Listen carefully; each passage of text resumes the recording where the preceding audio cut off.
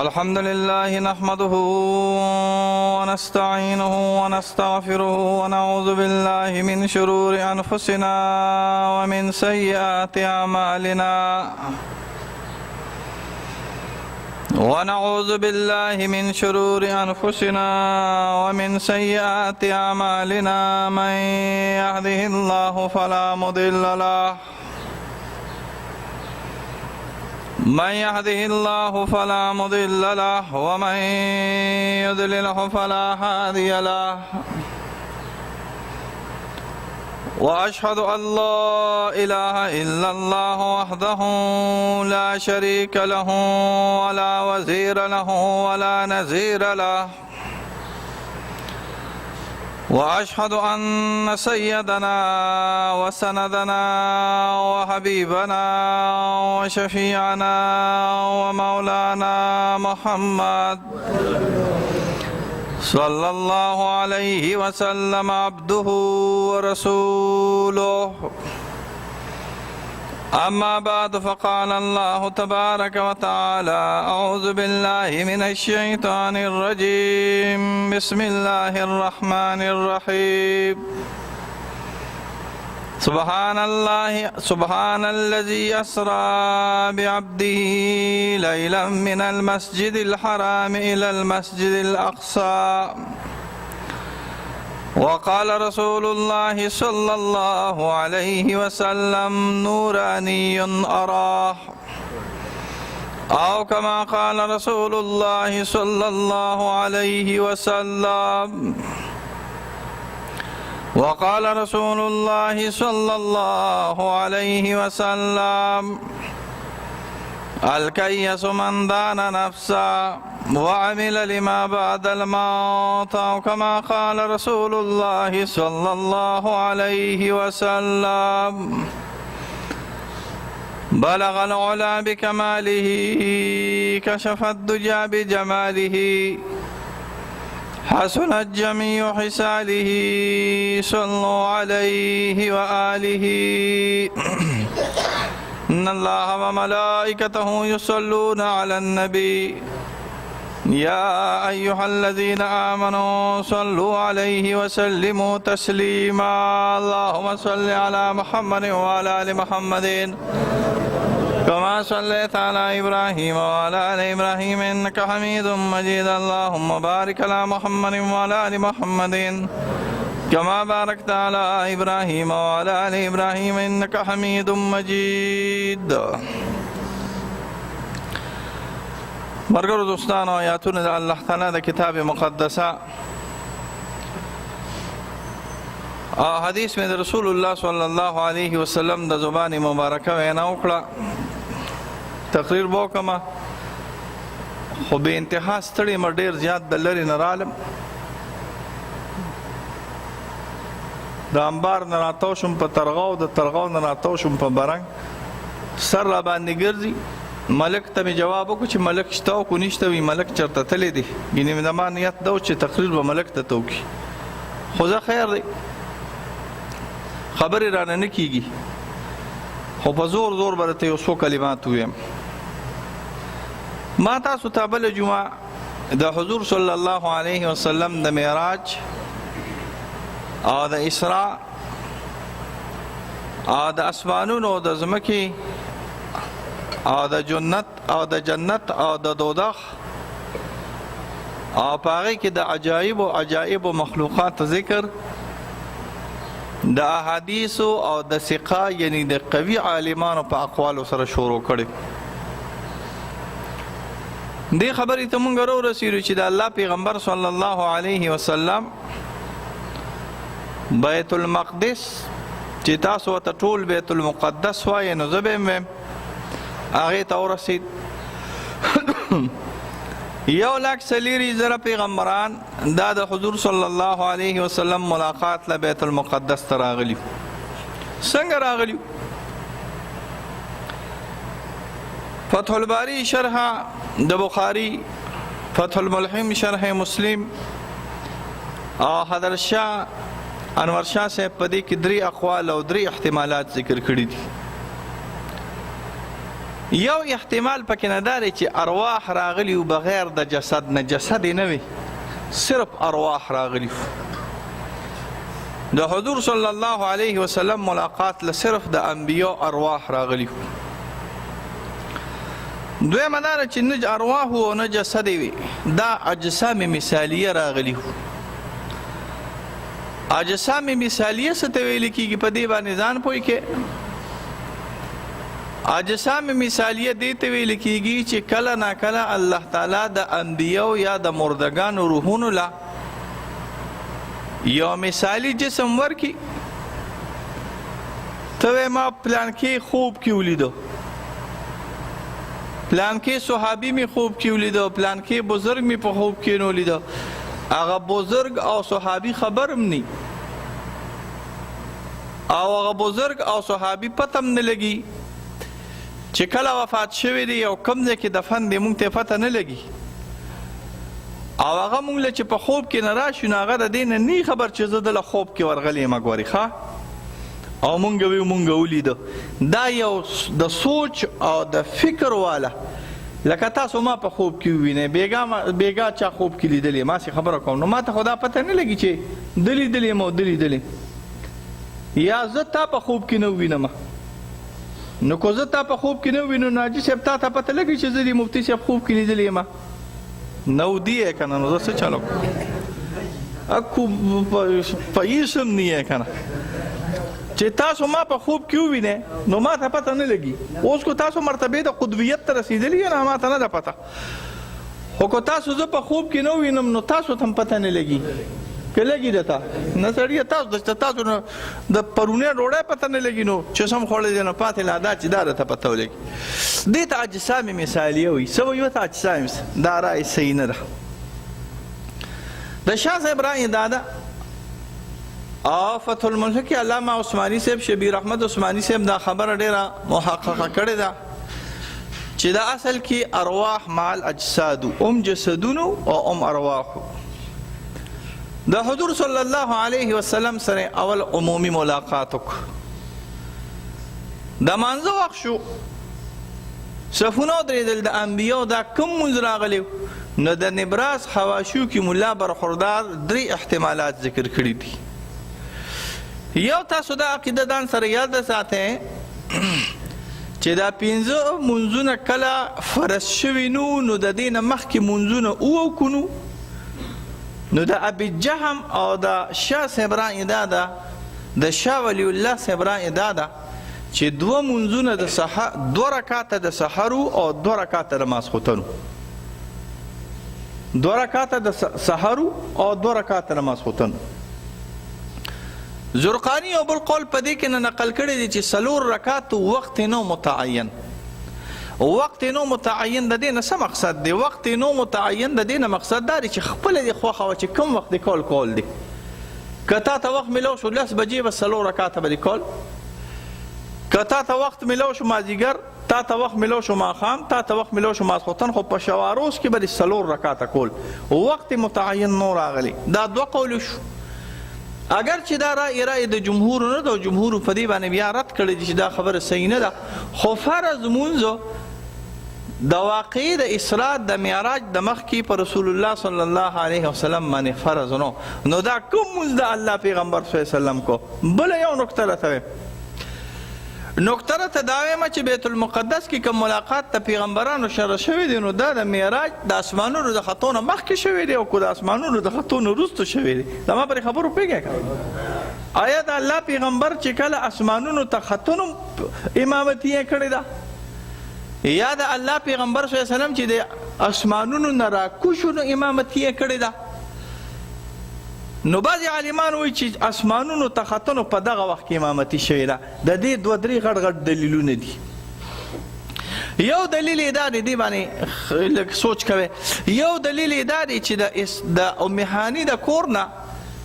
د بیت المقدس پورې کوم سفر شوی دی نو دا په معراج شوی، دا په براق شوی دی. او بیا د دې نه کوم معراج چې اوچت کېږي دا په براق نه دی شوی، ښه دا یا په معیت د حضرت جبرائیل علیه السلام سره شوی دی، یا د نور یو کرسی راوستې شوه او رسول الله صلی الله علیه وسلم په هغې باندې کېناست، په کرسی باندې. خو براق د الله پیغمبر صلی الله علیه وسلم دغلته تړلی دی. نن سبا هم په بیت المقدس کې د حضور صلی الله علیه وسلم د براق د تړلو هغه کونډو زناور چې په خلک تړي، تاسو علاقو کې شته موږی چې ورته وایي، خو دا موږی نه دی، دا داسې دونه غونته کونډه راغلې ده. دا تصویر لیدلی دی، دونه غونته کونډه راغلې ده. او په حدیثو کې راغلي دي، ضعیفو کې صحیح حدیث ما ته دی کې نه دی میلاو شوی،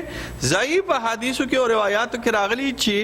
د الله پیغمبر صلی الله علیه وسلم هم په دغه کونټه باندې براق تړلی او یا پیغمبرانو هم په دغه کونټه باندې په دغه موږي باندې براقونه تړلي دي. دا هر پیغمبر ځان له براق دی. دا ما تاسو ته ویلي دي، حپاجي په شرح د شفا کې نه فرمایلي دي چې د هر پیغمبر ځان له براق راغلی دی. نو یو روایت دا دی چې کله پیغمبر صلی الله علیه وسلم اسمانونو ته خطو، نو د اسمانونو د خطونه مخکې رسول الله صلی الله علیه وسلم امامتي ورکړې د انبیاو ته. د دې یو دلیل دا دی. بل دلیل سری بل دلیل دا دی چې 3 احتمالات ذکر کیږي چې دا کم یو مونځ شوی دی. نو ملا برخوردار ملتانی په حواشیو د نبراس کې نه ذکر کړي دي چې دا مونځ اسې عام مونځ، تحیت المسجد د جومات لپاره مونځ دی. تاسو د جومات د مونځ نه خبر یې که نه یې خبر؟ غوږم چېرته نه دی ګرولی چې د جومات د تحیت المسجد څه ته ویل کېږي؟ جومات ته چې کله راننوځئ، چاردام چې کله وکړي، د چاردام د کولو نه پس 2 رکعاته نفل کول چې وخت وي. څه یو خبره مې وکړه چې څه وخت وي جایز وي. د دې نه زما مقصد څه شی دی چې جایز وي؟ د دې نه مقصد دا دی نه چې د سهار مانځه لاړ شي، او تاسو خو د سهار مانځه ته هغه وخت کې ورځئ چې ملا صاحب یو رکعت کړی او یو یې نه کړی کړه، او ته د سهار مانځه لاړ شي او د ځانه بټي کوټ باباجي صاحب جوړ کړي چې وایي دا خو مفتي صاحب ویلي چې 2 رکعاته به کې او چاردام وکړي، د هغې نه پس په نفلونو په قلار کې نه په نفلونو دغه وخت کې مه ودرېږه. د هر ځای خپل وخت راغلی، دغه نه چې ته دغه وخت کې اوس په نفلونو باندې ودرېږې، په دغه وخت کې په نفلونو باندې نه ودرېږې. ښه، ما یو لفظ وي چې کوم وخت کې وخت جایز وي، دې ته ویل کېږي تحیت الوضو. 2 نمبر مستحیت المسجد دی، اعلی مس. حضور صلی الله علیه وسلم، بخاری حدیث دی، حضور صلی الله علیه وسلم اسمانونو ته وخت. اسمانونو ته چې کله د الله پیغمبر صلی الله علیه وسلم وخته، نو جبرائیل علیه السلام سره په اسمانونو کې په جنتونو کې ګرځي راګرځي، ناګهانه د پڼو کشار یې واورېد چې د الله د پیغمبر صلی الله علیه وسلم نه مخکې د پڼو کشار کیږي. ګوره ما تاسو ته ووي چې مثالي وجودونه، حضرت بلال صاحب د الله د پیغمبر نه مخکې نشي تللی. ګورې دا یاد ساتئ. ښه، بلال صاحب د الله د پیغمبر صلی الله علیه وسلم خادم او غلام دی. دا د پړو کشار چې کېدو، نو حضرت بلال صاحب په دې نه پوهېده چې زما جنت کې د پړو کشار کېږي. ګورې دې نقطې ته سوچ کوئ. ښه، دا په قصد باندې نو راغلی، دا د الله د پیغمبر صلی الله علیه وسلم نه داسې مخکې نو چې بلال صاحب مخکې روان و، د الله پیغمبر صلی الله علیه وسلم ته داسې شاته کتل چې د الله پیغمبر ما پسې شاته را روان دی. نه ګورې دا مثالي وجودونه دې باندې نه پوهېږي سړی، خو د پړو کشار و د الله پیغمبر صلی الله علیه وسلم نه تپوس کړي دا څوک دی؟ دا د پړو کشار د چا راغلی دی؟ وایي دا خو ستا ملګری حضرت بلال صاحب دی. د علت تپوس یې ترې ونه کړه، د سبب تپوس یې ترې ونه کړه چې دا ولې ما نه مخکې روان دی،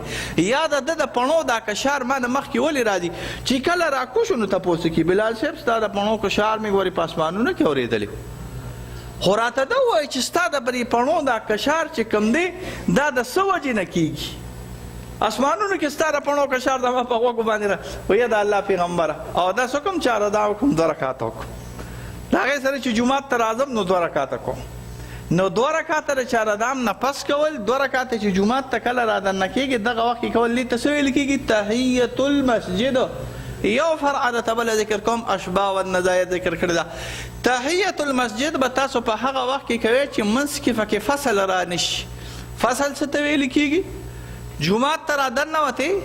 او کېناستې او ښه کړه ترې وکړو، ګپ ترې ولګو، بیا پاسې تحیت المسجد کې نه د ناستې نه مخکې به تحیت المسجد کې. یو خبره، ښه جومات ته را دننه شوې، ټیم ته دې وکتل چې ټیم ته دې وکتل جمع ته 15 منټه 4 منټه پاتې دي، دغه وخت کې اوس تحیت المسجد یې مه کوه، سنت وکړه. دا سنت په الله تعالی ستا په تحیت المسجد کې شمار کړي. دویمه مسله، درېیمه مسله دا ده جومات ته رادننه شي وخت نه دی، د نوافلو وخت نه د نوافلو وخت کوم ځای کې نه تاسو ته پته ده د ماښام نه مخکې چې راشي که نه جومات ته نه د ځانه نوې د قجورو والا شی مه جوړوه د قجورو والا پېژنئ که نه تاسو نه پېژنئ نو وابیان ورته وایي وابیانو د ځانه د قجورو د کمبلو والا مه جوړوه چې د ځانه نیغکې جوړ کړي او راشي او د ماښام د مانځه نه مخکې په نفلونو باندې نه په خلار کښېنه زمونږ د احنافو رایې په دې کې نه دا ده چې دا مه کوه د امام ابو حنیفه رحم الله رایې دا ده چې دا مه کوه کوم وخت کې چې مونځ نفل جایز نه وي نو دغه وخت کې به ته نوافل نه کوې نو چې د ماښام مانځه له ته راشي نو څه چل به کوې نفل کو دغه وخت کې نه کېږي بیا هسې ذکر وکړه سبحان الله وبحمده سبحان الله العظیم سبحان الله سبحان الله سبحان الله الحمدلله الحمدلله الحمدلله نو یو رایې د عالمانو دا ده چې دا رسول الله صلی الله علیه وسلم انبیاو ته تحیت المسجد مونځ کړی دا یو رایې راغلی دویمه رایې دا ده چې نه دا تحیت المسجد مونځ نه دی راغلی دا ویتر راغلی و 3 رکعته ویتر پر خوردار ملتاني تصریح کړې ده خو دا په هغه صورت کې دا 3 رکعته ویتر نه دي دا زمونږ د احنافو په نیت باندې فرض نه دي سنت هم نه دي او فرض هم نه دي مونږ احناف یو مرتبه منو په مابین د فرضو او د سنتو کې چې هغې ته مونږ څه شي وي واجب شوافی واجب نه مني شوافی واجب په معنی د فرض سره علی دا مسله ځان سره یاد ساته بعض عالمان وینا چې رسول الله صلی الله علیه وسلم کله اوخت اسمانونو ته بیا راکوشو نو د سحر مونځ وکړه زما په خبره پېښ سحر مونځ خو دغه وخت کې فرض شوی و که نه اسمانونو ته لاړ د اسمانونو نه پس چې د سحر وخت راکوشو چې راکوشو نو د سحر مونځ ځکه جبرائیل علیه السلام د دې نه وروستو راځي زما په دې نقطه ځان پوهوئ منظوره چې کله د الله په پیغمبر صلی الله علیه وسلم باندې فرض شو نو د الله پیغمبر صلی الله علیه وسلم لا په دې باندې نو پوهی چې منځونه په کم وخت کې فرض دي نو متفق حدیث دا د بخاری د مسلم د موطا د ابن ماجه د ابو داود یره اتفق علیه السته د شپږو متفقه حدیث دا دی چې جبرائیل علیه السلام راغی رسول الله صلی الله علیه وسلم ته د مانځه د وختونو طریقه ښووله نو په دې باندې اتفاق دی چې د ماسپښین د مانځه نه یې شروع کړې ده د څه د ماسپښین نو فرض شوي مونځونه راغلي دي 5 اولنی کم راغلی دی سحر نو د سحر د مونځ طریقې ولې نه ښودله چې د ماسپښین د مونځ طریقه یې کړې وه د سحر مونځ د الله او دا په کومه ورځ راکوز شوی چې کله د الله پیغمبر صلی الله علیه وسلم د معراج نه راکوز شو لکه نن چې د معراج نه راشي سار په دغه اوله ورځ باندې جبرائیل علیه السلام د مونځونو طریقه ښوله رسول الله صلی الله علیه وسلم ته او اتفاق په دې د محدثینو دا دی چې د ماسپښین د مانځه طریقې ښوله نو چې د ماسپښین د مونځ طریقې ښوله نو سحر کې ولې نه کوله محدثین وایي د سحر مونځ رسول الله صلی الله علیه وسلم انبیاء پیغمبرانو سره په بیت المقدس کې کړي ځکه شورې د څه نه کړي د ماسپښین د مونځ نه کړی دا دویمه رایې راغلی درېیمه رایې دا ده چې اول هم تلي اول چې کله تو نو نفل یې کړي چې بیا واپس راغی نو بیا د رسول الله صلی الله علیه وسلم انبیاء تر ماسپښین د سحر مونځ ورکړي به هر حال محاکمه مونږ په دې کې نه کوو چې کوم یو قوي دی خو دا 3 قولونه علماو ذکر کړي دي یو خبره شوه بیا چې دا مونځ کله کېده حضور صلی الله علیه وسلم انبیاء ولاړو آیا د انبیاء کې تصادم او تصادم دې ته ویل کېږي چې دا هر یو زړه وي چې زه ورمخکې شم مانځه ته او د بعضو روایاتو نه دا ثابتېږي تاسو به په امامتو جګړې نه کوئ خو امامت ته مخکې کېدل سنت طریقه ده ګوره زه درته یو څو خبرې کوم د مونځ ځان له ثواب دی مونځ چې په جمع سره کې د دې ځان له ثواب دی بیا مونځ چې په جمع سره کې نو دا 2 قسمه جمع وي یو دا دی چې ته کور کې جمع کې یا ته په خپل حجره کې جمع کې نو د جمع ثواب خدای درکوي خو د جمع یا د جماعت په مسجد ثواب خدای نه درکوي جمع چې په جومات کې وي د هغې بل ثواب دی بیا چې جمع په جومات کې وي نو د مقتدي ځان له ثواب دی او چې څوک مخکې شي د امامتۍ ځان له ثواب دی زما پرې خبرو نه پوهېږې که نه اکثر طلبان ني چوټیانې شوي دي طلبان د مونځ ځان له ثواب دی د مسواک ځان له ثواب دی د پټکي ځان له ثواب دی کله چې ته مونځ کې نو د جمع ځان له ثواب دی بیا دا جمع چې ته په کور کې کې نو تا ته د جمع ثواب ملاویږي خو د جمع او د جماعت فی المسجد ثواب نه ملاویږي جمع چې په جومات کې په مسجد کې دا ځان له ثواب دی بیا چې جمع ته په مسجد کې کې دا ځان له ثواب دی او چې مخکې چې امامتي کې نو دا ځان له ثواب دی. زما په دې خبرو پوهېږئ؟ د امامتۍ ځان له ثواب. نو د ټولو انبیاو په زړه کې نه دا وه چې موږ لمانځه ته مخکې شو او کوم انبیا ولاړو آدم علیه السلام چې دې ټولو ته به یې داسې وکتل نو دا ټول یې بچي راغلي وو که نو بابا به مخکې کېږي او که بچي به مخکې کېږي پلار به مخکې کېږي او که بچي به مخکې کېږي 2018 خو نو که نه چې بچي په لاره کې د پلار نه مخکې دي. ګورې ما بله ورځ ولیده ښه زوی مخکې روان او پلار ورپسې وروستو روان و. ما یې دې ته لا وګوره ښه زوی مخکې روان دی او پلار ورپسې څه شي وروستو روان. نه هغه د انبیاو ډېر پاک مبارک مجلس. نو د طبیعت او د عادت تقاضا دا وه چې پلار به مخکې وي او زوی به ورپسې راغلی. بیا د ابراهیم علیه السلام غوندې شخصیت د موسی علیه السلام غوندې شخصیت د عیسی علیه السلام غوندې شخصیت چې دا کسان موجود نو بیا به څوک امامتي کوي. بیا د امامتۍ خپله طریقه دا ده چې سپینګیري عالم چې عالم وي هغه به مقدم کېږي په تورګیري عالم باندې. زما په خبره پوهېږي؟ موسی علیه السلام د رسول الله صلی الله علیه وسلم سره چې کله میلاو شو نو دا عزت او دا اکرام او دا ادب او دا آداب او دا پروتوکول پېژنئ که پرشتو دا منډې او تړې چوړې وي دا څوک را روان دی؟ وي دا محمد رسول الله صلی الله علیه وسلم چې میلاو ملاقات یې وکړه د الله له پیغمبر صلی الله علیه وسلم سره ګیره د الله له پیغمبر تکه توره وه تک یو ویښته په کې په دغه وخت کې سپین نو یو پکې نو ښه د الله د پیغمبر صلی الله علیه وسلم په ګیره مبارکه کې 14 یا 18 ویښته د وفات په وخت کې سپین راغلي. وی زار شم د محدثینو نه ووایه تاسو به چې ولې زار شم څه چل شوی دی؟ چل دا شوی دی چې تاسو ته هر څه را رسولی دي څه هر څه پرېښودل پکې نه دي شوی. فقها محدثین او عالمان چې تا ته دا راورسوي چې ستا د پیغمبر صلی الله علیه وسلم په ګیره مبارکه کې 2 ویښتو 14 ویښتو چې وفات کېږي نو 14 ویښته دي چې وفات کېږي نو 18 ویښته دي مبارک. نو چې تا ته محدثین او علما او صحابه دونه دین راورسوي چې د پیغمبر صلی الله علیه وسلم د محبوب صلی الله علیه وسلم په ګیره مبارکه کې یا 14 ویښته دي یا 18 ویښته دي نو تا به نور دین پټ کړي وایه نه ذره دین به تا ته رارسوي. ګورې نو چې د وفات په وخت کې 12 یا 18 ویښته سپین وي حال دا د معراج د وفات نه څونه مخکې شوی تاسو ته پته ده که نه ده؟ معراج د وفات د رسول الله صلی الله علیه وسلم نه 10 کاله مخکې شوی دی. څومره؟ او 10 کاله مخکې چې شوی دی معراج یا کم از کم 15 کاله مخکې شوی دی معراج نو چې 10 او 15 کاله مخکې شوی وي معراج نو چې 10 کاله مخکې او وروستو یو ګیره کې تور د ګیره کې سپین لګېدلی وي 14 نو چې 10 کاله مخکې زما په 2009 کې په ګیره کې یو سپین هم نه وګورئ ښه اوس داري بوډۍ یم تاسو څه خبرې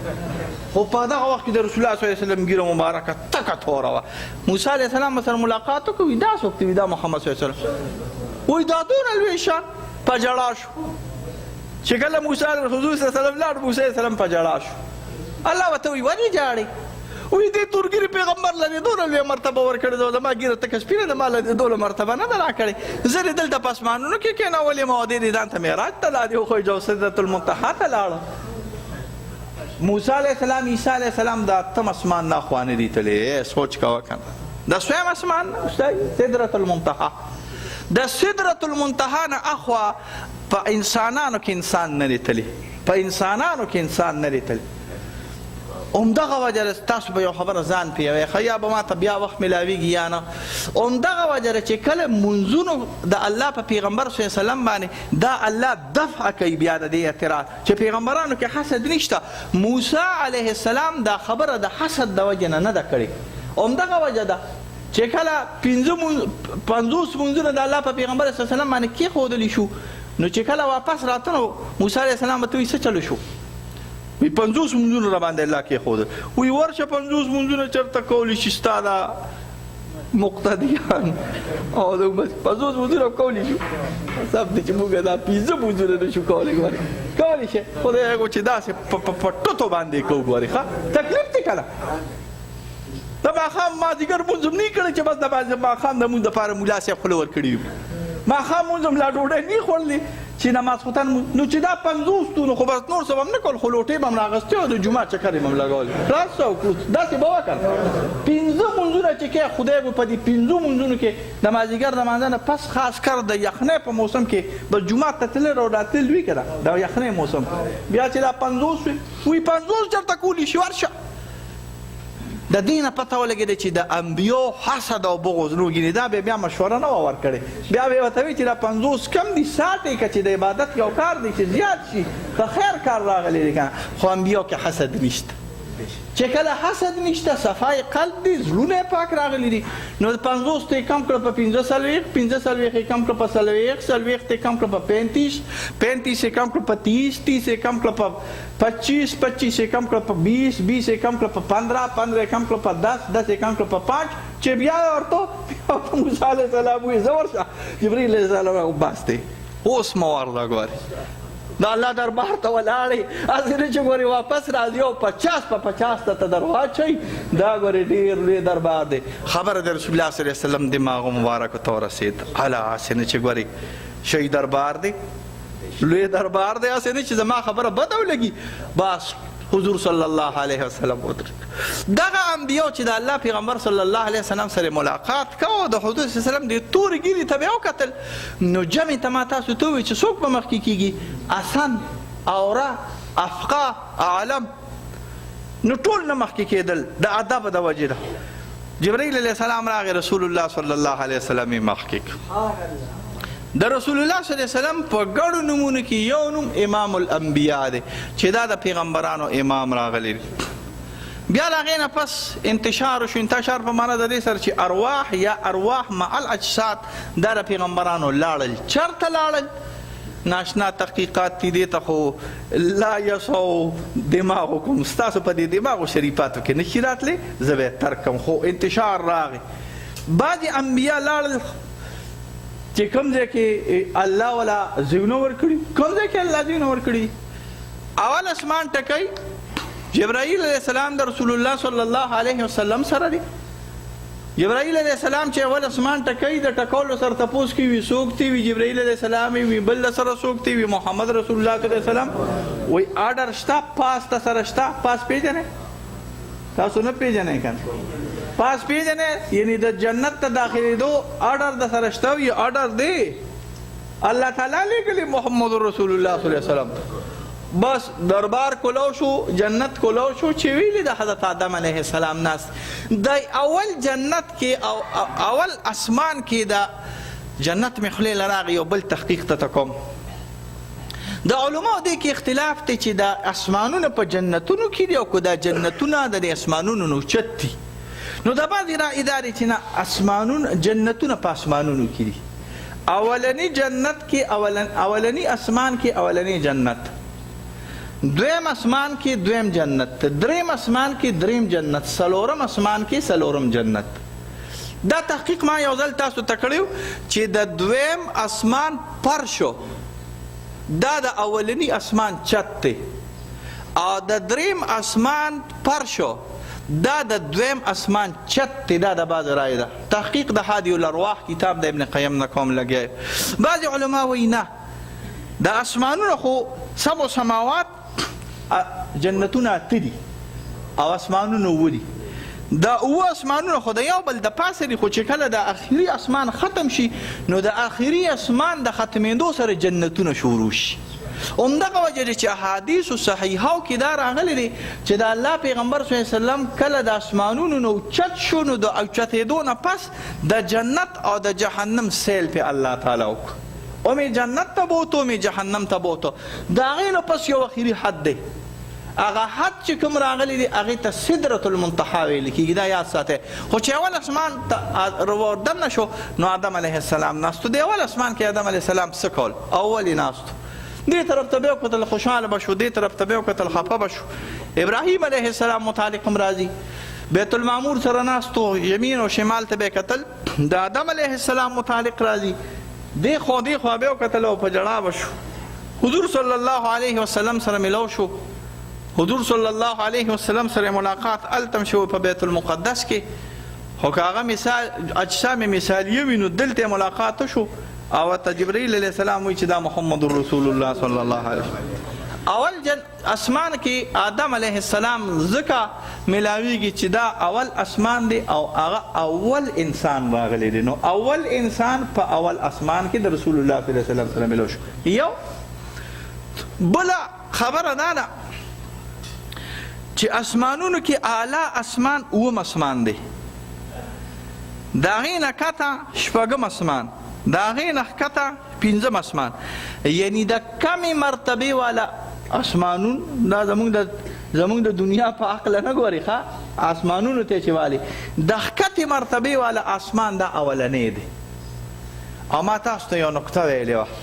چې په پیغمبرانو کې چې څونه اوچتوالی راځي نو دا په اعتبار د دعوت او د تبلیغ او د مشکلاتو سره راځي. په پیغمبرانو کې چې په چا باندې د ټولو نه زیات تکلیف تیر شوي د هغه مرتبه الله تعالی په ټولو کې اوچتوي. پوهېږئ که د موسی علیه السلام د ابراهیم علیه السلام ملاقات د الله د پیغمبر صلی الله علیه وسلم سره په آخري اسمان کې کیږي. د هغې نه وروسته د موسی علیه السلام ملاقات کیږي، د هغې نه وروسته یعنې کته د عیسی علیه السلام ملاقات کیږي، د ادریس علیه السلام کیږي، د هارون علیه السلام کیږي، د یوسف علیه السلام کیږي.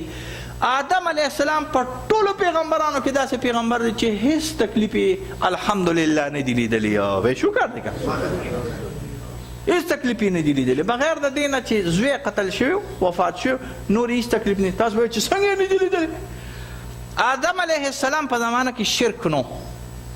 د آدم علیه السلام په زمانه کې کفر نو، د آدم علیه السلام په زمانه کې بت پرستی نه وه. کفر شرک بت پرستی د نوح علیه السلام او د شیس علیه السلام په زمانه کې شروع شوي. د آدم علیه السلام د وفات نه پس شرک کفر او بت پرستی شروع شوی وه. په خبر زما راځئ که نو چې دا ټول خلک ستا بچي وي او ستا خبره مني او ستا شریعت مني نو تا ته څه تکلیف شته؟ وایې که نه. آدم علیه السلام چې کله وفات کېده 300 بال بچی موجود ہو، 600 بال بچی موجود ہو، 600 زامن او لوڼې موجود وي.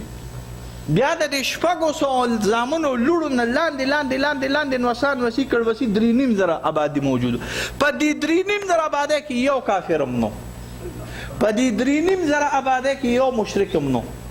په دې 3.5 زره آبادۍ کې یو داسې قسم نو چې آدم علیه السلام ته نه کړي و چې نه منمه. پې پوهېږې قابیل او د حابیل جګړه وه، هغه صرف ته یو وخت جګړه وه. بیا چې هغه جګړه ختمه شوه قابیل په خپل فعل باندې دونه زیاته ملامت او چې توبه یې ویستله. دا ګوره یاد ساتئ، د رور دا لاش په اچولې وګرځېده به توبې به د الله په دربار کې ایستلې چې څه شوي او هغه شوي. خو بغیر د دې یو زوی نه ماسیوا د آدم علیه السلام په کورنۍ کې یو کس داسې نو راغلی چې آدم علیه السلام ته یې ویلي چې نه، نو چې ستا 3.5 زره بچي او ټول د مطیع او اطاعت ګزاري نو د باچۍ ژوند دې شته او که نه شته که نو په آدم علیه السلام باندې تکلیف کم و. د دعوت او د تبلیغ او د ارشاد او د منصب نبوت متعلق تکلیف ورته نه دی رسېدلی. نو چې تکلیف ورته نه دی رسېدلی نو کومو پیغمبرانو ته چې تکلیف رسېدلی د هغوی مرتبه پې اعلی ده. نو ځکه اولنی چې کته جنت دی یا کته اسمان دی هغې کې ملاقات د حضرت آدم علیه السلام سره کېږي. پې پوه شوې که پې نه پوهېږي؟ دویم نمبر د هارون علیه السلام سره یوسف علیه السلام سره. یوسف علیه السلام چې کله د الله پیغمبر صلی الله علیه وسلم ولید په سر مې سخت درد دی او بیا راکوشو نو یوسف علیه السلام له الله تعالی شطر الحسن ورکړی و. د دنیا د حسنونو د جمالونو د ښایستونو نه وله الله تعالی ډېره حصه ورکړې وه. موږ یې ترجمه په څه سره کوو؟ ډېره حصه. دا چې یو کم سل کرته دا د علماو ثقو علماو اقوال راغلی دي چې 99% حسن الله تعالی یوسف علیه السلام له ورکړی و، دا 1% الله تعالی په دې ټولې دنیا کې تقسیم کړی. بیا د هارون علیه السلام سره ملاقات کوي. بیا په انبیو کې یو پیغمبر ادریس علیه السلام. ادریس علیه السلام جبرائیل علیه السلام راغی دی. ادریس علیه السلام ته ویلي جنت ته خو مردن نه کړه، مړ شوی نه دی، ښه وفات شوی نه دی. وی لاړ به شو جنت ته. جنت ته وګرځو راګرځو چې بیا وخت تېر شو ته وي زه چې ځو که نه وي دا راته چا ویلي چې تل دا چل دا پکې نه نشته ګورې ښه تلل پکې نه نشته بس چې د چا ځمکه دې ونیوله نو خو بیا به سود یې نیوله تاسو به یو خدای پاسئ بیا او حکومت هم خو ته نشي پاسولی وایي دا پکې چا ویلي دي چې ځو به وایي ولې څه مقصد وی الله دا وعده کړی ده چې بس جنت ته رادن نشو نو بیا پکې وتل نشته وي د الله دا وعده خو ده بس ویزو هم دلته خیمه دنیا ته نه ځم همالته تکلیفونه دي مصیبتونه دي اوړی وي جمعې وي مونځونه وي روژې وي دا کیسې خو ډېرې ګرانې دي بس په دې دنیا کې خوشحال یو ادریس علیه السلام ادریس دوه دي ښه یو ادریس الاول دا د شیس علیه السلام نه مخکې تیر شوی د نوم اخنون دی څه اخنون او یو ادریس الثانی دا دویم ادریس دی اولنی ادریس نه اگر چې بعض علماء ویلي دا اولنی ادریس هم راغلی دی ادریس علیه السلام سره ملاقات کی دا هغې نه چې کله وخته د موسی علیه السلام سره ملاقات کی دا هغې نه چې کله وخته د عیسی علیه السلام سره د هغې نه وروستو د موسی علیه السلام د هغې نه وروستو د ابو الانبیا ابراهیم علیه السلام سره ملاقات اخیرنی ملاقات په انبیاو کې د ابراهیم علیه السلام د هغې نه اخوا یو عالم دی هغې ته د هغې نه اخوا یو عالم دی چې هغې کې ماده شته خو اطراف پکې نه نشته دا عالمونه په درې څلور قسمه یو دا دی چې ماده هم پکې وي او طرف هم پکې وي ماده شته او تاسو یې دې ته مونږ ماده وي طرف پکې شته او کو نشته او دا خیر دی دا ګس دی دا مخامخ دی دې ته مونږ ناسوت ویو څه ویو ته ناسوت د دې نه پورته یو عالم دی چې هغې کې ماده نشته خو اطراف پکې شته زما په خبرو پوهېږې ماده پکې نه نشته مجردات دي ارواح پکې اوسي او فرشتې پکې اوسي یا نور اشیا دي هغې کې ماده نشته خو طرفونه پکې وي پته لګي چې دا ښې طرف دی دا ګس طرف دی دا مخه ده دا شا ده دا پورته دی دا ښکته دی دې ته مونږ ملکوت ویو څه ورته ویو ملکوت د دې نه پورته بیا یو بل عالم دی هغه د دې نه هم زیات لطیف دی هغې ته مونږ جبروت ویو څه ویو ته جبروت دا صفات ذات مع صفات د هغې نه اخوا بیا د لامکان عالم دی چې عرش ورته وي هغه ذات الله شروع کېږي خو چې کله ملکوت په کوم ځای کې شروع کېږي په سدرة المنتهی باندې سدرة المنتهی څه شي ده د بیرې یوه اونه ده نو ته وایې چې د بیرې اونه د بیرې اونه خو زموږ په میره کې دونه ولاړې دي دا ستا د میرې د بیرې اونه نه ده راغلې حدیثو کې راغلی دي د برکت او د خیر د بیرې اونه ده په تیاره کې دا پاڼې داسې پړقار کې د نور د اظهار د وجې نه په لکړو کروړونو پاڼې پکې نه موجود دی هغې ته څه ویل کېږي سدرة المنتهی وصلی الله علی خیر خلق یا رب کریم رحم وکړي کرم وکړي